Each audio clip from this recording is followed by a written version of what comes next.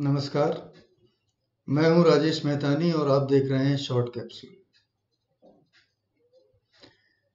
RTI की मेरी classes में अक्सर एक बड़ा इंटरेस्टिंग क्वेश्चन मुझसे पूछा जाता है कि क्या जन सूचना अधिकारी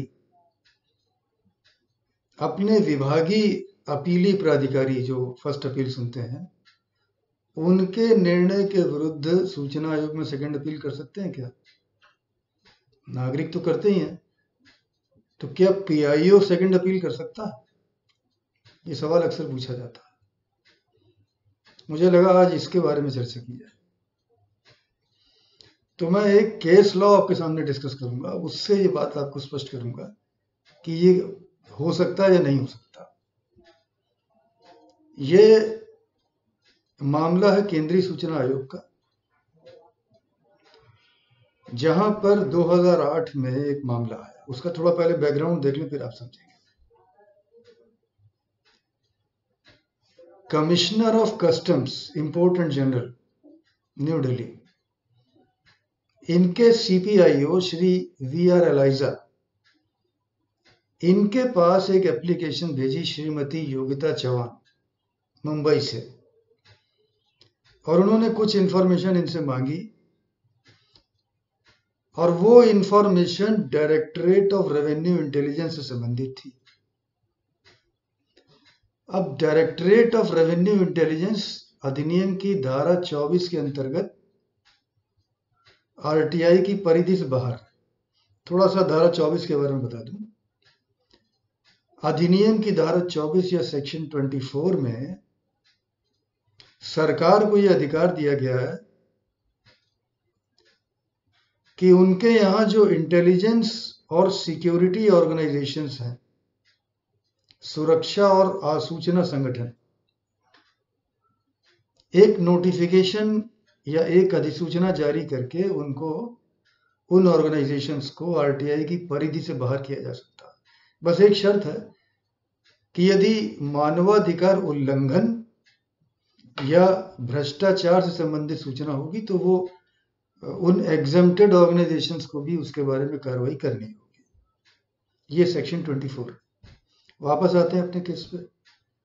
तो श्रीमती चौहान ने जो सूचना मांगी थी श्री वीआर एलाइजा सीपीआईओ से, जो उनका डिपार्टमेंट था commissioner of customs, import and general, तो वो information directorate of revenue intelligence से संबंधित थी, जो अधिनियम के शेड्यूल सेकंड में वो ऑर्गेनाइजेशंस की लिस्ट होती है जिन्हें सरकार ने अधिसूचना जारी करके आरटीआई की परिधि से बाहर किया। उसके लिए एक शर्त यह भी है कि वो ऑर्गेनाइजेशंस तो सूचना नहीं देंगे, परंतु यदि उन ऑर्गेनाइजेशंस ने अपने यहाँ की कोई सूचना किसी अन्य लोक प्राधिकरण से शेयर की है तो वो भी उस सूचना को प्रकट नहीं करेंगे, ये बताते हुए कि आपकी सूचना अधिनियम की धारा 24 से सूचना का अधिकार से प्रकटन से मुक्त विभाग की श्रेणी में आता है, इसलिए नहीं दी जाएगी। तो वहां की थी साहब। तो एलाइजा साहब जो सीपीआईओ थे, उन्होंने सुसंगत धारा का प्रयोग करते हुए मना कर दिया कि साहब इसको नहीं दे सकते। अब जो मैडम चौहान, उन्होंने फर्स्ट अपील की। जो उनके ज्वाइंट कमिश्नर साहब थे वो फर्स्ट एपीलेट अथॉरिटी या प्रथम अपीली प्राधिकारी थे। सुनवाई के बाद उन्होंने जो सीपीआईओ ने कार्रवाई की थी उसको खारिज कर दिया और अपने आदेश में कहा कि सीपीआईओ द्वारा की गई कार्रवाई ठीक नहीं है और इन्हें ये सूचना प्रदान की जाए, इसके पहले देख लें कि क्या जांच पे कोई प्रभाव पड़ेगा या नहीं पड़ेगा। अगर नहीं पड़ेगा तो दे दें।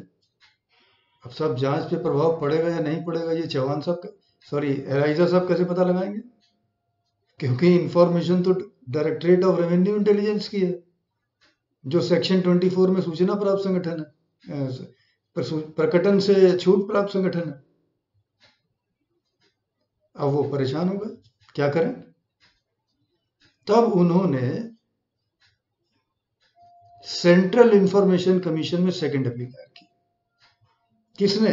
ध्यान दीजिएगा, मैडम जो आवेदक उन्होंने नहीं,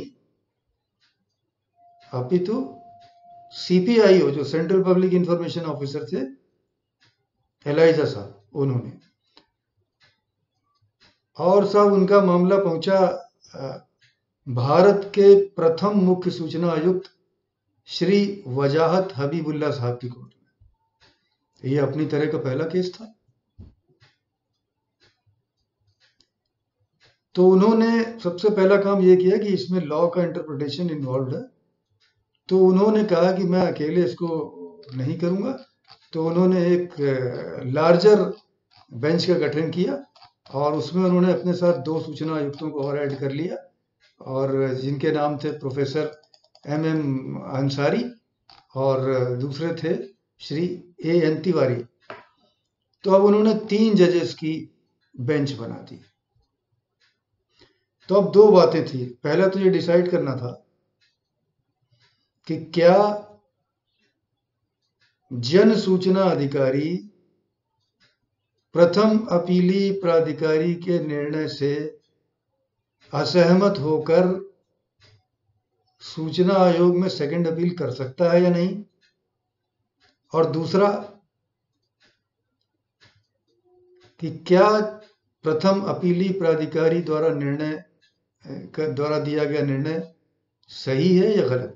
ये 2 चीजें डिसाइड होनी थी। तो जो उन्होंने एक्सप्लेन किया अपने ऑर्डर में, वही मैं आपके सामने रखता हूं। देखिए, ये सूचना का अधिकार अधिनियम 2005 है, और सेकंड अपील होती है आयोग में। फर्स्ट अपील तो विभागीय स्तर पे होती है, और अपील होती है धारा 19 में। तो 19(1) में तो ये है कि कोई व्यक्ति जिसे, ये देखिए अधिनियम मेरे सामने है, इसी से आपको मैं ब्रीफ कर रहा हूं। 19(1) ये कहता है कि यदि कोई व्यक्ति जिसे सूचना नहीं मिली है या वो सूचना से असंतुष्ट है, तो वो 30 दिन के भीतर विभागीय स्तर पर प्रथम अपीली प्राधिकारी जो रैंक में जन सूचना अधिकारी से कम 1 स्तर ऊपर होंगे, उनके पास प्रथम अपील कर सकता है। ये 19(1). 19(2) जो है वो थर्ड पार्टी के लिए है, कि अगर थर्ड पार्टी अपील करती है, धारा 11 की प्रक्रिया अगर चल रही है, किसी वीडियो में धारा 11 के बारे में भी देखेंगे। तो यदि धारा 11 की प्रक्रिया थर्ड पार्टी प्रोसेस चल रहा है और थर्ड पार्टी अपील करना चाहती है सेकंड अपील, तो वो 19(2) में आ सकती है। अब थर्ड पार्टी में पर्सन भी होता है, कोई दूसरी पब्लिक अथॉरिटी भी होती है। ये 19(2) है। 19(3) जिसमें सेकंड अपील होती है सूचना आयोग के पास। अब इसमें यह कहा गया, केवल 19(3) का छोटा सा हिस्सा आपके सामने पढ़ूंगा, ये अधिनियम से। 19(3) A second appeal against the decision under subsection 1 shall lie। Subsection 1 में क्या था? First appeal. तो फर्स्ट अपील के अगेंस्ट सेकंड अपील होगी, shall lie within 90 days, 90 दिन के भीतर, from the date on which the decision should have been made or was actually received with the Central Information Commission or the State Information Commission as the case may be। तो ये 3 सूचना आयुक्तों की bench ने कहा कि इसमें कहीं भी ये नहीं लिखा है कि पीआईओ सेकंड अपील नहीं कर सकता। फर्स्ट में तो नहीं कर सकता, क्योंकि फर्स्ट अपील जो है वो पीआईओ के निर्णय के विरुद्ध विभागीय स्तर पे है। सेकंड अपील जो है वो थर्ड पार्टी के लिए है। सॉरी, 19(2) जो है वो थर्ड पार्टी के लिए है, और 19(3) जो है वो कोई भी व्यक्ति जो प्रथम अपील के निर्णय से असंतुष्ट है, असहमत है, और वो व्यक्ति नागरिक भी हो सकता है, और वो व्यक्ति पब्लिक इंफॉर्मेशन ऑफिसर या जन सूचना अधिकारी भी हो सकता है। ये उन्होंने पहले प्रश्न का उत्तर दे दिया, डिसाइड कर दिया। तो आज हमारा निष्कर्ष ये निकला कि जन सूचना अधिकारी भी अपीली प्राधिकारी, जहां फर्स्ट अपील हुई थी, यदि वो उनके निर्णय से असहमत है तो कानूनी रूप से सूचना आयोग जाने में कोई रोक नहीं है। जन सूचना अधिकारी भी अपने अपीली प्राधिकारी के विरुद्ध आयोग में सेकंड अपील कर सकते हैं। अब शायद आपके मन में प्रश्न होगा कि फिर ये उत्तर तो दे दिया, जो अगला सवाल था उसका क्या हुआ? क्या एलाइजा साहब के पक्ष में निर्णय हुआ या अपीली प्राधिकारी ने जो निर्णय दिया था वो हुआ? बड़ा इंटरेस्टिंग उत्तर है, बहुत ही इंटरेस्टिंग उत्तर है। एक और बात आपको बता दें, वो भी बहुत ही इंटरेस्टिंग है, और वो ये है कि जो पब्लिक अथॉरिटी थी, central board of excise and customs, इनके चेयरमैन साहब ने कहा कि साहब हमें भी अपना कुछ पक्ष रखना है, लिखित प्रत्यावेदन देना, और उन्होंने भी अपने लिखित प्रत्यावेदन में सीपीआईओ का पक्ष लिया, एलाइजा साहब का। और अंततः अगर एक लाइन में आप जानना चाहें, डिटेल में नहीं जाएंगे क्योंकि ये तो शॉर्ट कैप्सूल है, एक लाइन में उत्तर ये है कि आयोग ने वीआर एलाइजा साहब ने जो कार्रवाई की थी उनके पक्ष में अपना निर्णय दिया और यह कहा कि अपीली प्राधिकारी जो उनके ज्वाइंट कमिश्नर साहब थे, और जो शब्द प्रयोग उन्होंने किया वो भी बहुत सुनने योग्य है, that decision is bad in law. यही कहा, the decision of first appellate authority, that is joint commissioner customs import and general, is bad in law. VR Eliza साहब के पक्ष में निर्णय हुआ। आज इतना ही। आशा है आपको ये बातचीत पसंद आई होगी, और अगर पसंद आई, आपको मेरा ये वीडियो अच्छा लगा और अभी तक आपने सब्सक्राइब नहीं किया तो कृपया सब्सक्राइब अवश्य कर दें मेरे चैनल को, और मेरे वीडियो को लाइक करना और अधिक से अधिक सब्सक्राइब करना ना भूलें, ताकि मेरी ये बातें अधिक से अधिक तक लोगों तक पहुंच सकें और उनको भी इन बातों का लाभ मिल सके। आपने मेरा वीडियो अंत तक देखा, इसके लिए आपका आभार। अगले किसी वीडियो में किसी अन्य टॉपिक के साथ आपसे फिर भेंट होगी। तब तक के लिए आपसे अनुमति चाहेंगे। नमस्कार।